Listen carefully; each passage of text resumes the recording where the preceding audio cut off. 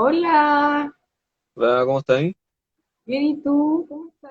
Bien, bien, pasándola. ¿Me escuchas bien? ¿Cómo? Y si me escuchas bien, Sí, súper, súper. acá. Voy a subirlo un poco. Ahí, Ahí sí. ¿Cómo ahí sí. estás? Bien, bien, bien. ¿Cómo sería? Pues, Frío. está helado, ¿Qué pero andamos sobrepasando. todos? Sí.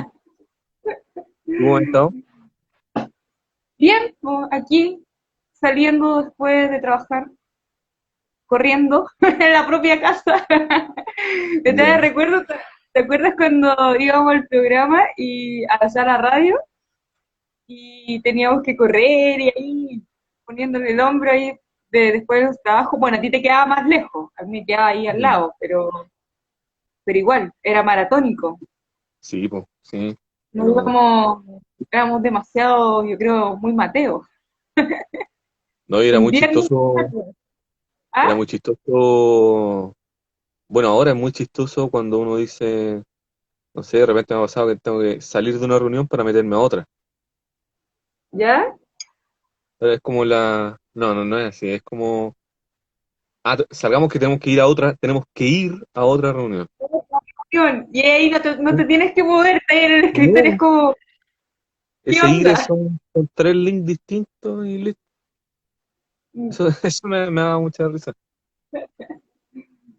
Oye, Pero, comentemos a la gente que hoy día comenzamos otra emisión. Es extraño decir una emisión en busca del tiempo perdido cuando estamos conectados por Instagram y antes era por los controles de la radio, que ahí estaba y tú haciendo maravillas para que saliera al aire. Y ahí está nuestra primera auditora, que le damos la bienvenida por sí, sintonizar y sumarse a esta transmisión online de En Busca del Tiempo Perdido. ¿O no? sí, pues bueno, Porque hoy día tu voz tiene mucha voz de locutor. esta es nuestra tercera emisión de En Busca del Tiempo Perdido, versión Instagram Live, un Versión formato Instagram. nuevo que tenemos, más sencillo, Hemos no con el mismo satisfecho. encanto de la radio. De hecho, ¿Ah? no con el mismo encanto de la radio, pues, aquí tengo un recuerdo de la radio. Nostalgia. La O nostalgia. es que la radio, o sea, siempre como que nosotros partimos así un poco nostálgicos, que la gente no debe la gente que también se dedica a la radio debe entender eso. Es una sensación totalmente distinta a trabajar en un estudio de radio, eh, estar ahí al aire Sí, y la dinámica que da estar ahí es completamente diferente a esta, porque nosotros estamos ahí en el estudio y compartimos también en vivo y en directo y pasan cosas que uno no puede después tampoco borrar, ¿cachai? O sea, claro. en otro tipo de instancia. La previa, el cafecito que era antes de entrar al estudio, después post, ¿cómo se llama? Post Eh, radio, por radio, sí. que terminábamos Pero muertos, pero sí, felices. se pierden Así esas que la radio cosas. es otra cosa. Es extraña Sí. también, yo también extraño la radio. Mm. Pero bueno, Bueno, démosle, démosle. Bueno, hoy démosle, día, porque estamos súper motivados porque hemos tenido dos programas, este es dedicado a grandes escritores chilenos, escritoras chilenas. ah, Ahí nuestra gran escritora chilena Estela Díaz Barín. sí, pues bueno, hoy día teníamos la intención de abordar la figura de Estela Díaz Barín, Sí. quizá, obviamente, siempre recogiendo parte de su vida. Ahí vamos a entrar en detalle con algunos elementos importantes, pero yo creo que uno de los elementos bien interesantes que va a tener esta emisión va a poder ser cómo ir criticando o por último poniendo un poco en tensión algunos elementos que son un poco chabacanos al minuto de entender la obra de Estela, y no tan solo la obra, sino que su figura, y muchas veces Ujú. cómo esta lectura de la personalidad, de la vida de Estela Díaz Barín se termina comiendo la lectura de su poesía, de su obra, Ujú. se le va quitando el valor, más allá por querer considerarla esta artista punk, está Bukowski chilena, o las miles de otras aseveraciones que se han hecho de ella. Entonces nosotros vamos, dentro de las discusiones, pretendemos darle un giro a eso para quizás apostar a, a entenderla en plano estrictamente literario, que es el plano que ella le interesó, en la que ella se desarrolló, básicamente. Exactamente.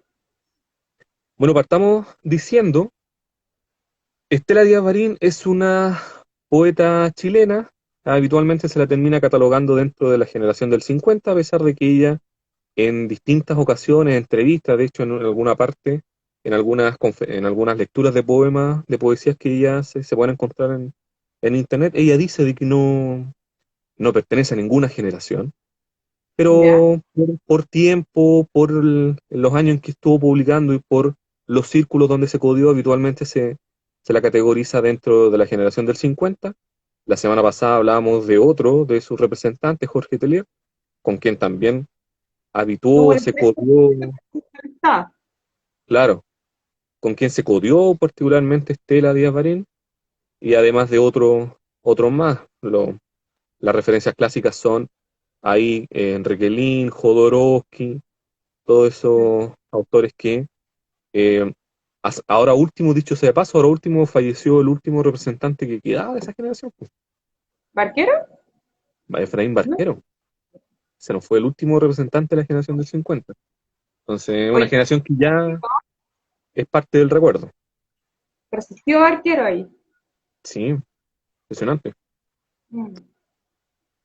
¿Ya? En lo estrictamente biográfico, Estela Díaz es una persona de La Serena, nace en La Serena y se viene a Santiago. Bueno, desde chica ella empieza a publicar, perdón, a escribir muy joven. De hecho, ella estando en el, en el colegio ya escribía poemas, era conocida como la poeta del colegio. En su biografía, en una biografía pequeñita que está a disposición, no sé si habrán otra, Eso, pero esta es una perdón, biografía. Ujú. ¿qué editorial es? Hoy mi pregunta, siempre.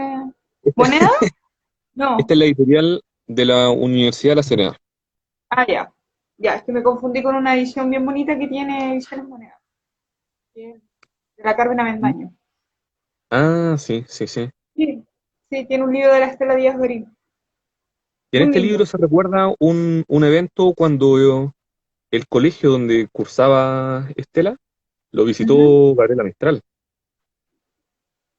Y ¿Ya? Estela Díaz, chica, es presentada a Gabriela Mistral como la poeta ¿Ya? del colegio. Y es muy chistoso porque Gabriela la abraza, así como en tono Ujú. de congoja, y le dice, eh, pobrecita, pobrecita. Y eso a la Estela le quedó muy grabado, lo recuerda con mucha simpatía. ¿En Entonces, serio? No fue sabía esa chistoso, ¿no? anécdota de la Gabriela con Sí. con la Estela. Mira, qué buena.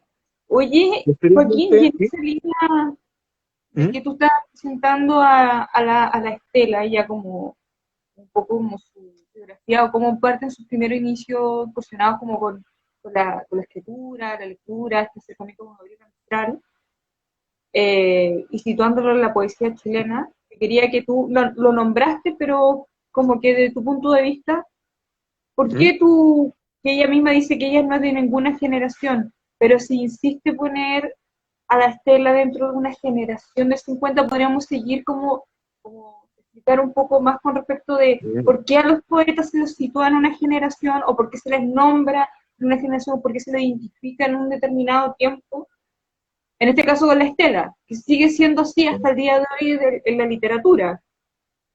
Como, ¿por qué crees tú que la sitúan ahí? Porque hay varios escritores de distintos estilos, lo habíamos dicho la semana Mm, pasada con el. claro. Mira, yo no sé, pero yo creo que es una pretensión general dada por los críticos y académicos que para tratar de entender un fenómeno establecen estas categorías que, en lo personal, la categoría de las generaciones literarias es son muy discutibles, considerando de que es solamente una cercanía temporal la que los une a ellos, y en este caso es muy evidente, por ejemplo, cuando uno habla de la generación del 50, no hace más referencia que porque en esa década se publican todos los autores, eh, perdón, estos autores publican en ese tiempo, entonces como que, a pesar de la enorme heterogeneidad que tienen estos poetas, porque por ejemplo, dentro de la misma generación del 50 conviven un Requelín, que es completamente Sí, distinto a lo que es un Parra, que es un completamente Parra, distinto a lo que es un Telier, que es completamente distinto a lo que eran los Mandragóricos, el grupo Mandrágora, Arteche también. y que es completamente distinto a un Armando Uribe, y que es radicalmente distinto a lo que es, por ejemplo, la misma Estela Díaz Barín. Exactamente. Entonces, pero sí hay, evidentemente hay algo que los une, algo que comparten ellos, es que hay un contexto, como Raquel Olea hablaba en esa entrevista con Roberto Bolaño, hay un contexto de producción que los unifica. Hay condiciones propias que los aunan, los ponen ahí en son parte del mismo tejido. Entonces eso de alguna manera hace que nuestra estela se la tiende a categorizar dentro de la generación del 50. Me parece que nuestra compañera Tati se nos quedó pegadita. Vamos a ver si está. Mientras yo, sí, mientras la vuelvo a conectar, Tatiana Orellana, está esperando a Tatiana. Volví, no sé por qué. Ahora sí. No, Sí, eh, Tela, me vino a el advertir. internet. Oye, así, Oye, no no, están equivocados. no se les ocurra pendejos de mierda No, están equivocados. acceptarme, así que, por favor, sintonicen en la producción, en mi producción literaria. Yo dije, sí, Claro. Estela. Ya vamos para allá, ya vamos allá. Ya, perdón, ya, ¿qué estáis diciendo? ¿Estáis hablando con No, respecto a... estaba dando una idea de que si hay algo que los une a la generación del 50 es que hay un contexto de producción que los unifica y que al menos todos los artistas, por muy heterogéneos que vayan en sus poéticas, de alguna manera igual están concentrados en eso.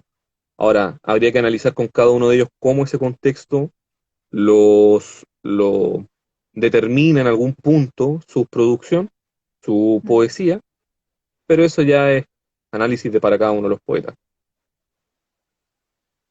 Ya, ¿y qué obra escribió Estela Díaz Barín? ¿Cuáles son Mira, sus obras como que para que la gente sepa? Como siempre partíamos con ese espíritu también en la radio, que decíamos las obras para recomendarlas, si quiere partir leyendo qué, cuál, ahí, más o menos, mira, para ponernos...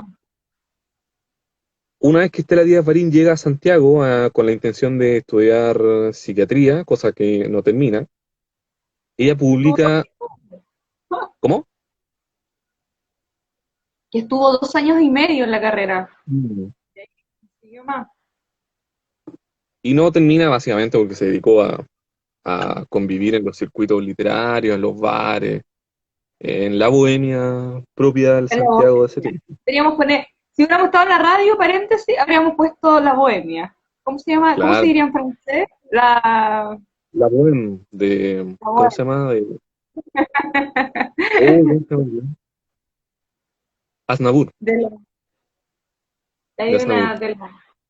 Espérate, la voy a buscar, pero sigue todo hablando de las obras, Ya. ¿eh? Yo tengo aquí mi computador. Ya. Bueno, Entonces, Estela Díaz publica primeramente, si no me equivoco, en el año 49, Razón de mi ser, una primera obra que la instala dentro del... Aquí tengo las obras. La instala dentro de los círculos literarios del país, claro, en el año 49, publicado por Morales Ramos, editor, y recibe muy buenas críticas de parte de Moro y Cristiano, y eso hace que se pueda ya codear mayor, con mejor, o de manera más expedita con los autores de ese tiempo. ujú, Además, son autores que, por eso decía yo que por último hay un contexto de producción que los unifica, son autores que Estela Díaz lo dice en una parte de su biografía.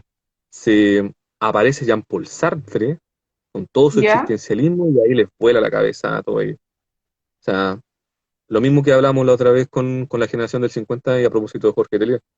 Más allá del criollismo, aparece Sartre con sus libros y ahí se les despliega el mundo.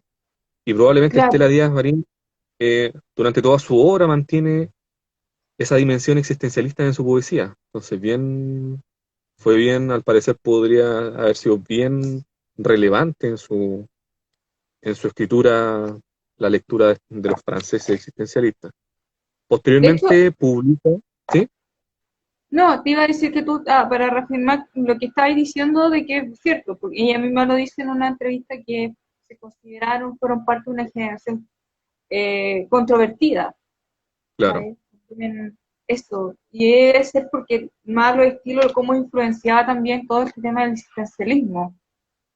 claro. Fuertemente también la poesía de Estela Díaz Marín, pero ahí después vamos a entrar. Pero para que sigas. Mm. Y ahí, Posteriormente publica La Sinfonía del Hombre Fósil en el año 53, libro bien interesante, que es un libro que si uno combinara la vida entre la vida y la obra, en el caso de Estela, este es un libro que publica una vez estando casada. De hecho, el libro viene con dibujos de su marido y además combina también aquí aparece la prosa poética. sí, lo tengo acá a la mano. Y acá en lo personal me parece que aquí aparecen poemas y sobre todo algunos versos que son soberbios en la producción de la Estela Díaz Marín.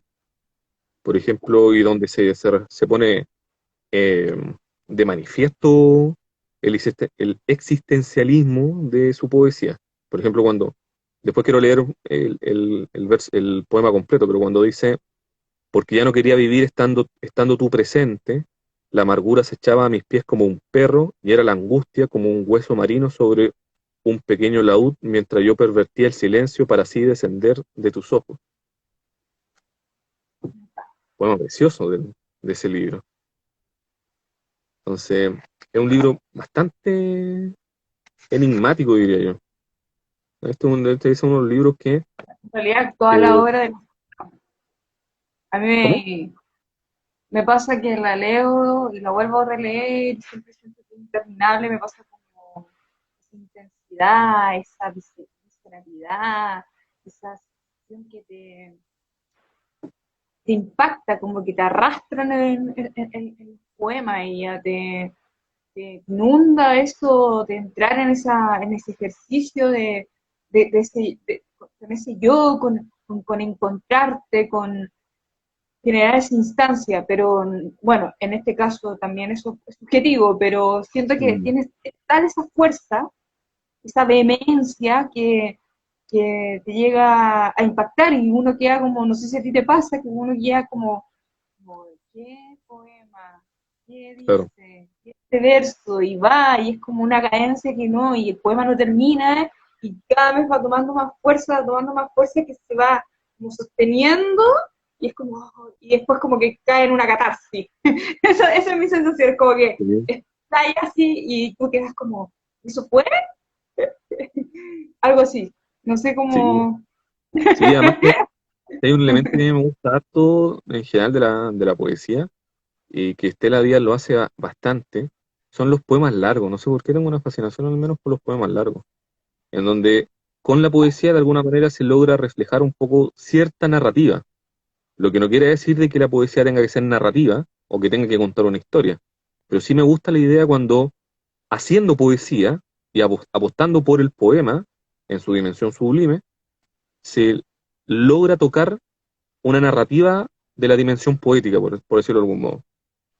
Y eso Claro, porque es como que no tan solo te eleva, o como dice ahí la amiga, te vuela la cabeza, me sino que vuelve te la hace cara. convivir en esa dimensión poética. Claro. Entonces, por ejemplo, más adelante vamos a hablar que el último libro de la Estela Díaz Marín, que al menos publica en vida, son Los dones previsibles, que es un poema largo, dividido en distintas secciones, pero un poema largo. ¿sabes qué leí por ahí? Que Ujú. lo presentó ese libro, si mi memoria no me falla, la Soledad Fariña con Con la Elvira Elvira Hernández. Hernández. Sí. Oh, No, y en, dupla, sí, qué pues, dupla, porque era muy cercana a la Estela. Todo ese grupito, después ella eran como como a nosotros nos pasa con algunos escritores de ahora, en ese tiempo era la Soledad con la Elvira. eh, claro. Ahí se juntaban con la Estela y hablaban de poesía, las mujeres de la poesía, ¿cachai? Y aparte Estela era muy amiga de Delia Domínguez, Sí. que, que de hecho es entrevistada para el documental La Colorina. También en el mismo libro, en la hora reunida de Estela Díaz Barín, que es la consulta obligatoria para hablar de Estela, aparece que Sí, en el mismo lanzamiento, en el mismo lanzamiento del libro, figura Pia Barros, Astrid, nuestra querida sí. Astrid. Joaquín, podría ir como que ya que estoy hablando y haciendo un desglose de todas las publicaciones de Estela Díaz Marín, esta última que publica y edita también y junta todas las obras de Estela Díaz Marín, ahora reunida, pues, editado por Cuarto Propio. Cuéntanos un poquito, si sabes cómo se reúne ahí toda ese conjunto de obras y por qué es tan importante leer la obra reunida y también, como celebrar también que Cuarto Propio ha hecho un tremendo trabajo, no hay que desconocer que es una de las pocas editoriales chilenas que ha hecho un tremendo pero maravilloso trabajo con las poetas mujeres de este país.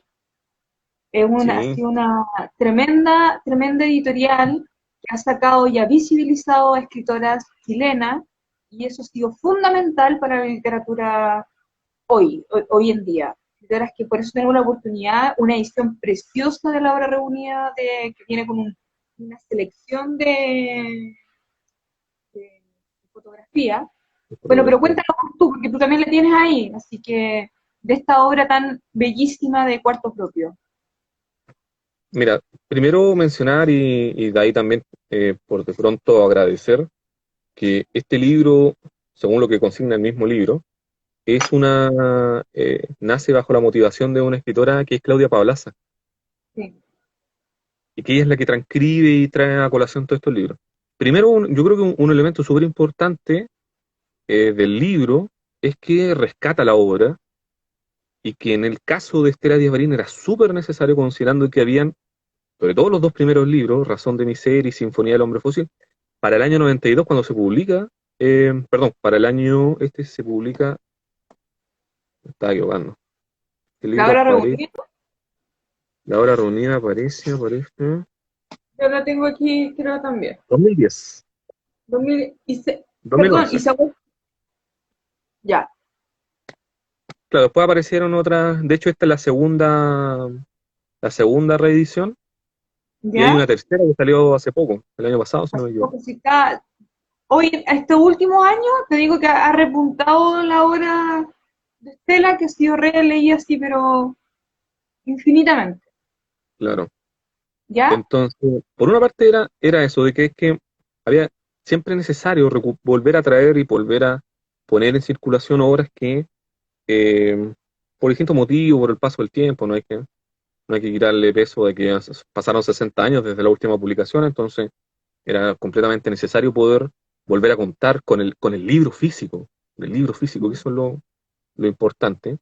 Y lo otro, lo que tú decías, es que ahí me va a salir un poco del marco, pero yo tengo una fascinación y una admiración por la editora de Cuarto Propio, que es Marisol Vera, porque Sí, además ella, en su minuto, dentro de la biografía de Estela, la vuelve a traer a la vida, de alguna manera, en la vida literaria, cuando publican ahora sí en el año 92, Los dones previsibles.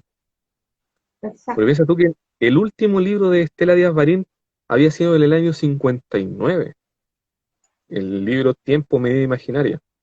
Y después de eso, en la misma Estela reconoce de que ella se aleja de la vida literaria por hacer una vida más política. Los años 60, una para criar a su hijo, otra para llevar a cabo una vida política, que se viene a consolidar durante los gobiernos de la Unidad Popular. cuando ella trabaja en la Quimantú y trabaja en estas organizaciones para la distribución de alimentos en Ya. Santiago, durante la Unidad Popular. A tal A eso punto me que, gusta, yo. claro, porque a mí me parecía súper raro de que después del Militar 59 no hubiera nada. posición ideológica. Claro, y ella era una postura ideológica abiertamente de izquierda, rechazada por Izquierda, el Partido Comunista, se la acusó compañera. de ser, claro, compañera, arriba los pobres del mundo. Imagínate esa dupla, no, aquí saliendo un poco de protocolo, esa dupla Gladys Marín con Estela. Y Pedro Lemebel. Estela Díaz Marín y Gladys Marín.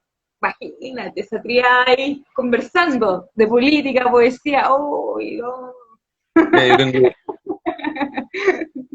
yo tengo harto y buenos amigos comunistas, pero ¿Ya? se han perdido autores. Por de pronto Pedro Lemebel, Sí. por de pronto la misma Estela Díaz Marín. Ya Neruda, ya, bueno, ya, pero Neruda no es Estela, ni fue Lemebel, ni por lejos, ni de cerca. Entonces, no, no, estamos hablando de otras cosas. Exactamente.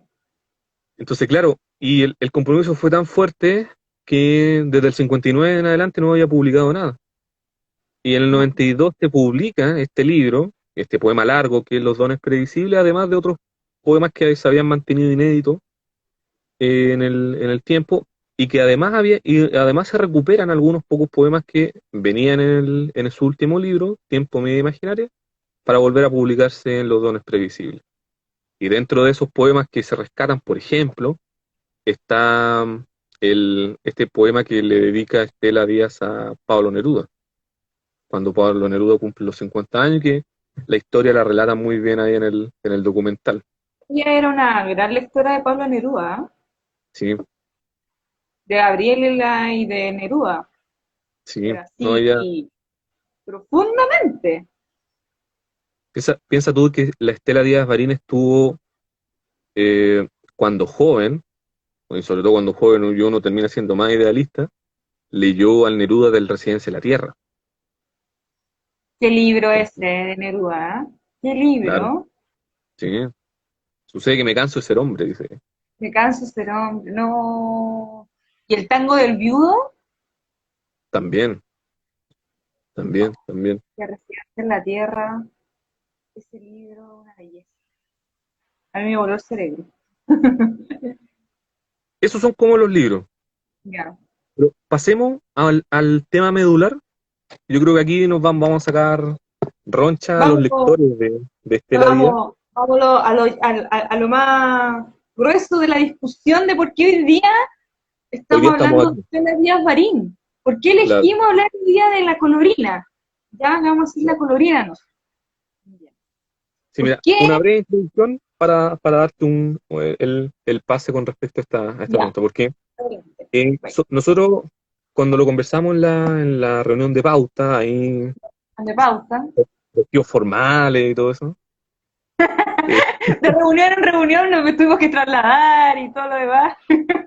claro, ¿Ya? em, nosotros discutíamos sobre las lecturas. Yo siempre hablo de las lecturas, siempre pienso el mundo como una posibilidad de leer, y hablaba de las lecturas que se han hecho sobre Estela Díaz Marín, de estas categorías, de estos, yo diría de alguna forma, para no hablar de categorías, sino que de caricaturas que se han hecho sobre Estela Díaz Marín.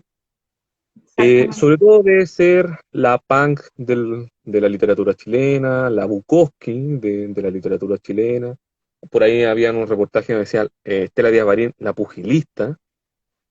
Y de alguna manera nosotros nos preguntábamos cómo esa lectura de la vida de Estela Díaz Marín termina quitándole el peso o lícitamente invisibilizando bajo sus pies la obra.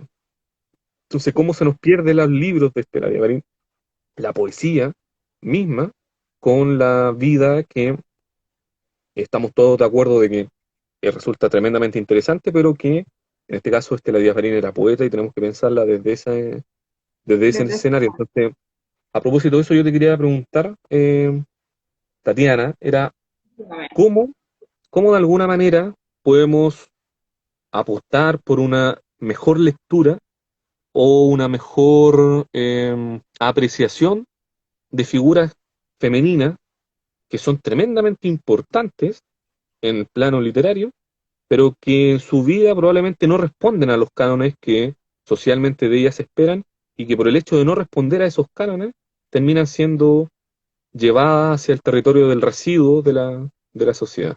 Y cómo eso, cómo podemos tratar de mediar eso, de poder bajarle esa intensidad caricaturesca para que podamos abordar, como corresponde, creo yo, la obra de una autora como ella. Bueno, em, para hablar yo creo de Estela, en este caso, voy a centrarme como en ella, yo creo que a la Estela hay que posicionarla, es muy importante hacer este ejercicio y eso es como lo que nos convoca hoy, posicionarla como la poeta, la escritora, la obra de ella, su producción literaria. Y en ese sentido, hablar sobre una poeta que fue completamente rupturista para su tiempo y que posteriormente fue completamente censurada, digamos, digo censurada entre comillas, porque fue omitida dentro de la crítica literaria y quedó como un poco ahí, ¿cachai?, abandonada, y no se habló sobre su producción literaria, que es tremenda. Por lo tanto, que nos quedamos, y ese es un gran error que caemos muchos, entrar en esa discusión de ponerla en una caricatura, de encasillarla. Voy a tomar la palabra que dijo, y que lo comentamos en reunión de pauta, lo que habló Jorge Telier con respecto a que no podemos minimizarlo o situar, en este caso, como fue con Telier, de esa posición del poeta Los Lares. No podemos quedarnos en esa categoría y decir era solamente el poeta Los Lares. No. En el caso de Estela Maris no podemos decir solamente que es la poeta punk, la poeta que se rebeló contra todo, porque su producción literaria muestra algo completamente distinto.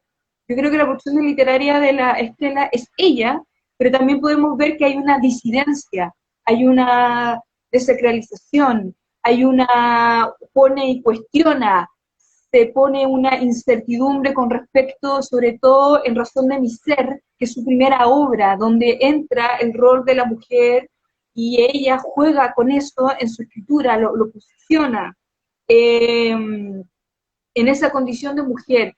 Trata tópicos desde ese punto de vista como la muerte, la soledad, tópicos que han sido tratados por otros poetas.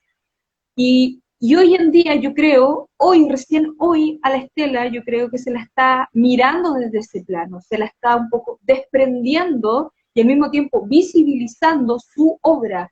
Yo estoy de acuerdo con lo que dice Claudia Apablaza, que sale en una revista que quiero que nosotros la conocemos, que es un tremendo y bellísimo trabajo que hizo y sigue haciendo Cuaderno, la de la Fundación Neruda, que Sí. rescata a escritores y a escritoras, y en este caso a la Estela Díaz Barín.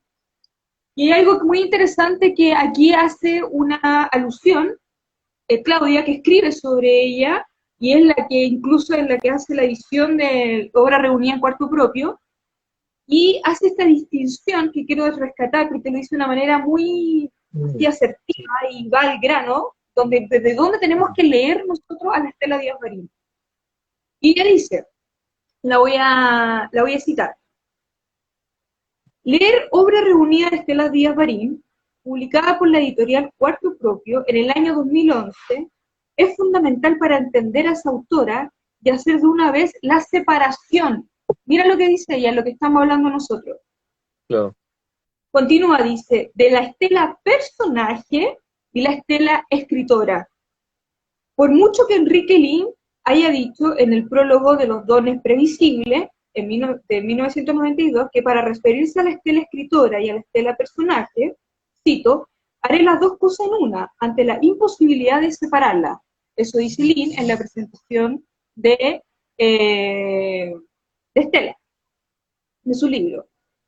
Pero Claudia dice aquí, cierro cita, dice, porque creo que a diferencia de Lin, que la escritura de Estela dista mucho del personaje punk y violentos que nos han presentado siempre, siendo más bien una autora que tiene como principales herramientas de trabajo lo espiritual y metafísico, con alusiones constantes a la vida y a la muerte, todo cubierto de sentimientos melancólicos, trágicos, donde se nota el vacío existencial que aqueja constantemente a la autora, la angustia reiterada y la respuesta filosófica ante ese vacío, tan representativo de la generación del 50, lo que dijimos al principio, que lo que tú mencionaste sobre Sartre, cómo llega y le vuela como el cerebro, y continúa y dice, bueno, tan perteneciente a esa generación estuvo Riquelin y otros escritores más. Entonces, lo que dice aquí Claudio Plavase, que no podemos encasillar a la Estela, en ese sentido, como la Estela del personaje, porque es un error garrafal de no entender en profundidad la producción literaria de ella. Claro. No sé si como que me sigues la línea, porque también Sí. como que se me olvidó la otra parte, como que me estáis diciendo también sobre la idea de que cómo es leído hoy día como en términos considerados, me dijiste feminista, si no me equivoco. Claro, claro. ¿Sí?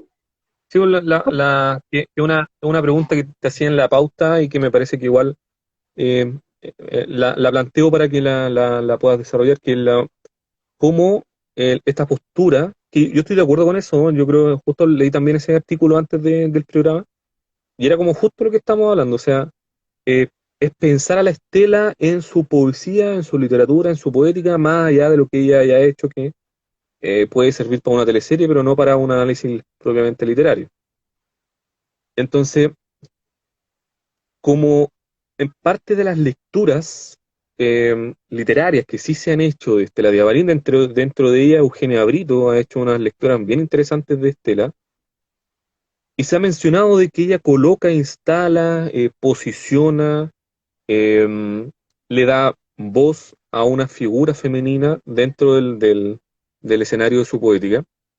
Cómo eso hoy día nos puede ir haciendo sentido, cómo eso hoy día nos puede invitar a reflexionar sobre toda esta emancipación femenina de la cual estamos siendo parte fuerte, sobre todo desde el 2018 en adelante, y cómo Estela de alguna manera en esta conjunción, porque yo creo que en eso debemos reparar de que Estela Díaz Barín lamentablemente le jugó en contra probablemente esta idea de que ella es estética y ética, ella es poeta y además es un estilo de su poesía, es un estilo de vida, como eso le terminó jugando en contra para que sea leída hoy, como lo decía Lynn, de que estos elementos son inseparables, al punto de que hoy día se malentiende que su vida es más interesante que su obra. Entonces, ¿cómo su vida y su obra, mirándolo en un todo, nos puede invitar a generar puentes con ese feminismo que se dio a mitad del siglo XX y que apostó por un cambio radical de la sociedad? Es que ella pone, es que ella pone, o sea, irrumpe y cuestiona al mismo tiempo, pone en una, digamos, impugna la construcción imperante de lo masculino, y lo hace a partir también no solamente en su vida personal, que queda un poco al lado, yo diría, sino que también Mm. lo podemos ver en su obra, y eso lo pone de entrada en su primera razón de mi ser. Entonces, entender la producción literaria, de entrar en la obra, en la poesía de Estela, nos llevaría mejor a nosotros entrar en esa relación que dice Lynn, que la escritora es también, digamos, el personaje, ¿me entiendes? Esa relación que genera, porque desde ese plano, ¿sabes qué también, quién también lo dice? Que es una de nuestras, digamos, poetas que están ahora todavía actuales y que nos ha ido a visitar también el programa, la Astrid. Astrid también Mm. dice algo parecido a lo que dice Enrique Lin.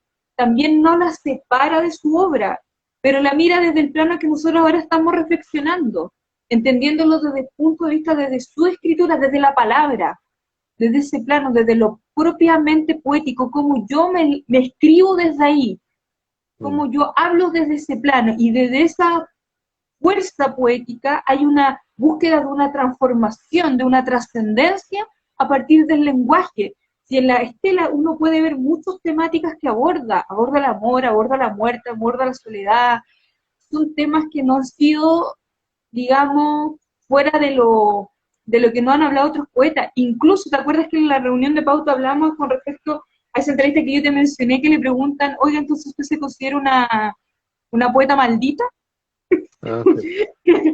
Entonces, en ese sentido, que donde ella dice, le preguntan por eso y ella dice, mira, lo que voy a repetir lo que habíamos hablado en la reunión de Pauta, como para que se entienda desde dónde nos está hablando siempre la Estela. Claro. Dice, le preguntan, ¿se considera una poeta maldita? Y ella le hace una contrapregunta al periodista y le dice, ¿porque no escribo como todas las mujeres? Le dice, ¿porque no sigo, porque soy crítica? Mira, nosotros, hablando de la generación que en la que ella la posiciona, dice, somos una generación muy controvertida. Pero fíjate lo que dice en la primera parte. Dice, porque no escribo como las otras mujeres. O sea, porque yo escribo así, tengo que ser considerada poeta maldita. Claro. No. O sea, porque tiene una fuerza determinante, porque es vehemente, porque es visceral, porque vive de una manera que me encanta como lo dice Astrid en esta entrevista que define un poco la obra de la Estela y dice que me encanta cómo escribe la Astrid porque siempre escribe de una manera tan poética, tan, no sé, tan así de otro mundo, tan sublime, que se va en otra volada. Y dice, mira lo que dice, lo que leemos en Estela Díaz Barín, dice Astrid, es el desvive, es el de sangre de una estética única, irrepetible, intransferible. Desde ese sentido podríamos, y yo concuerdo ahí con Astrid, tenemos que leer a la Estela, si lo queremos relacionar en esta noción de obra y autor, Claro. no encasillarla en esta noción de la escritora punk, o que es más, porque es más novelesco por su vida, que era por los círculos literarios más controversial, más contestataria, por su posición política, ideológica, que también se mueve ahí y que también aparece en su obra, no del todo, pero sí aparece porque ella, Sí, cuando fue dictadura en Chile, no se movió de acá, no se fue marginada de muchos lugares, incluso del Partido Comunista de Chile. claro. Fue una mujer que desde lo social, desde los géneros, ella irrumpe con eso, para ella no existen los roles de género. Y eso es súper importante decirlo, ella pone en pugna eso, y desde su escritura lo hace, y es tremendamente profunda la escritura de la Estela. Se pregunta qué es amor, dialoga con la muerte, cuestiona, entra en esa incertidumbre. No sé si de ese plano a ti te parece igual, te parece así. Sí. ¿Cómo lo compartes tú en ese sentido? ¿Crees que Estela, desde ahí hay que leerla de alguna manera? ¿Cómo la podríamos posicionar? Te devuelvo también la pregunta en el sentido de que hoy en día es considerada dentro de una de las escritoras feministas. Y Sí, no mira, se es que, visibilizó el tiempo que tendría que haberse visibilizado con la fuerza que hoy se está visibilizando. sí, mira, a mí me pasa de que no es tanto, o sea, para poder hacer una buena lectura, evidentemente no tenemos que recurrir tanto a lo que puede haber sido la propia Estela Díaz Barín, sino que tenemos que cuestionarnos nosotros en tanto lectores, que hemos avalado, que hemos replicado, le hemos dado forma y sustento a lecturas de ese tipo que no apuestan por lo literario. Y, Sí. y en esto de alguna manera nos habla de, eh, por de pronto, y yo creo que esto es un diagnóstico, y yo no sé si alguien lo habrá mencionado antes o si alguien lo habrá diagnosticado antes, pero al menos a mí me resulta muy patente de que los círculos críticos, dentro de la literatura, la crítica es un elemento súper relevante, tanto como la crítica en tanto creación, en tanto como una lectura sensible, que a partir de esa sensibilidad que provoca la obra, uno vuelve a crear, y vuelve a crear un producto sensible que es la crítica. más allá, que no tiene nada que ver con lo que es la crítica de este libro es bueno, este libro es malo, este libro está bien hecho, este libro está mal hecho. O sea, eso es una inquisición, ¿no? Eso no es escritura crítica. Entonces, si dentro del escenario de la crítica literaria no se apuesta por una lectura consciente, no sé cómo llamarlo, pero una lectura al menos que apueste por dar cuenta de esa dimensión estrictamente literaria, de Mm, cómo el libro funciona, de cómo los poemas funcionan entre sí dentro de esta unidad básica que es el libro, vamos a seguir replicando un modelo de lectura que se apueste por la vida antes que por la obra. Y de hecho esa misma, exacto. yo te leía una, una entrevista que también le hicieron a la Estela, donde ella habla de esto, de esta carencia crítica. Cuando a ella Mm, le preguntan cuáles son los requisitos para que un poeta trascienda en esta época y en este país, y ella dice, es un tiempo muy difícil, esto lo escribe en el año 99, porque este país tiene una carencia absoluta de críticos. O sea, no hay críticos en el sentido estricto. No hay una crítica que se valore y que nosotros podamos valorar. Por, por último, la crítica es una manera de ver, pero también es una manera de sentir, y eso es lo importante. Y es como si tú estuvieras leyendo el rostro de una persona. También tienes que leer el fondo de ese rostro. Entonces, y yo concuerdo absolutamente. O sea, esto era tan evidente que la gente que se ha dedicado a estudiar el mundo de las editoriales en Chile durante el siglo XX sabe de que las editoriales estaban determinadas las ventas de un libro o el éxito de un libro. Estaba totalmente determinado por si el crítico literario de curso, que durante el siglo XX, la década fuerte del libro de Chile fue Alón, después fue el cura Valente, y antes había sido Homer Emmet, los tres fueron en el Mercurio, o si es que el libro venía con un prólogo de Pablo Neruda, que eso era ya, lo máximo. claro, o sea, te instalaba de inmediato, entonces no, pues, se supone que la literatura no apuesta por eso. No. Entonces, si seguimos leyendo así, claramente esto no De nos va a durar hecho, foto. que Estela, en una también sentencia en una entrevista, que es la misma que la que te dice, donde ella le responde a este periodista con respecto de si ella se considera una poeta maldita, y ella le responde diciendo, porque no escribe como todas las demás mujeres. También Ujú. ahí continúa y dice que habla del país, po, de Chile, y dice, en este país no se respeta a las personas que crean. Claro, Ella tenía una fuerte crítica. Yo creo que su lado contestatario, esa transparencia de mostrarse también, de decir lo que pensaba, era muy crítica de la misma movimiento, todo lo que está haciendo a nivel literario, artístico.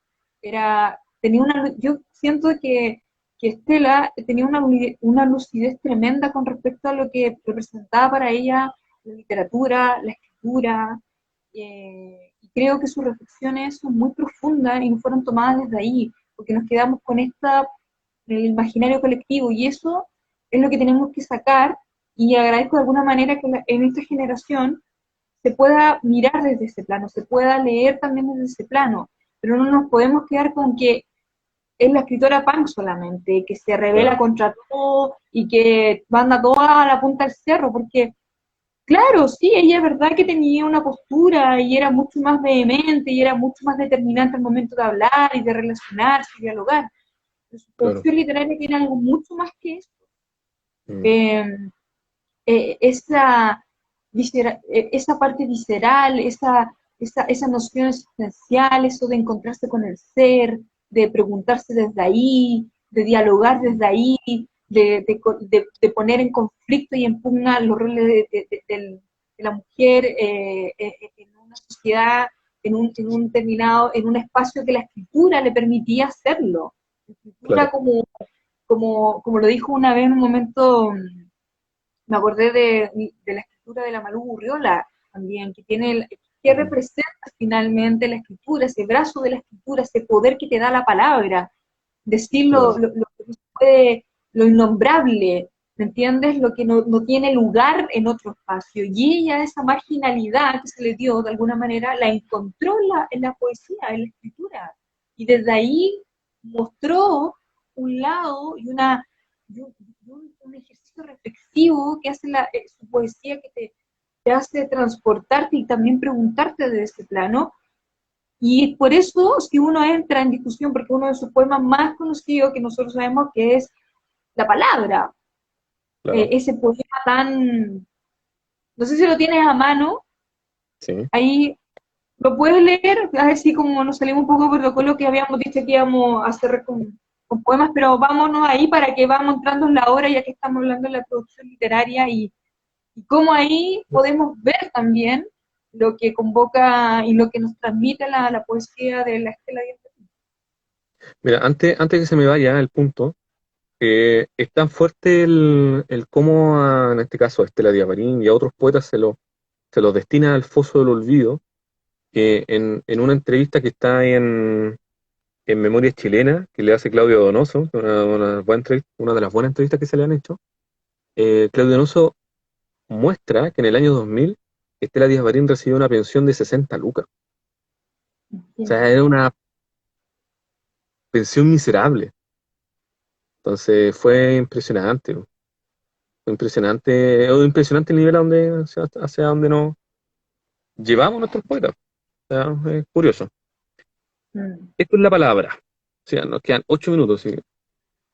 Vamos. La Palabra de Estela Díaz Marín. Dice: una sola será mi lucha y mi triunfo, encontrar la palabra escondida, aquella vez de nuestro pacto secreto, a pocos días de terminar la infancia. Debes recordar dónde la guardaste. Debiste pronunciarla siquiera una vez.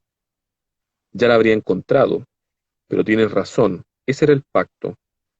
Mira cómo está mi casa desarmada, hoja por hoja mi casa, de pies a cabeza, y mi huerto, forado permanente, y mis libros como mi huerto, hojeado hasta el deshilache, sin dar con la palabra. Se termina la búsqueda y el tiempo, vencida y condenada por no hallar la palabra que escondiste. Tremendo poema. Qué hermoso ese poema. Ahí, ¿qué podríamos decir? ¿Viste? Sí, impresionante. Mira, ¿cuánto nos quedan? ¿7 minutos? 7 minutos. ¿Mucho? Ya. Ya que estamos casi terminando el programa, Hoy se me hizo cortito. sí, se nos Había hizo harto que súper. hablar. Tengo uno de lo que estábamos hablando, de también del tema de estas preguntas que se hace ella con respecto a que es también lo del amor, y aquí el título se llama de la prematura muerte. Ella dice: ¿cómo es el amor? ¿Quién lo pretende?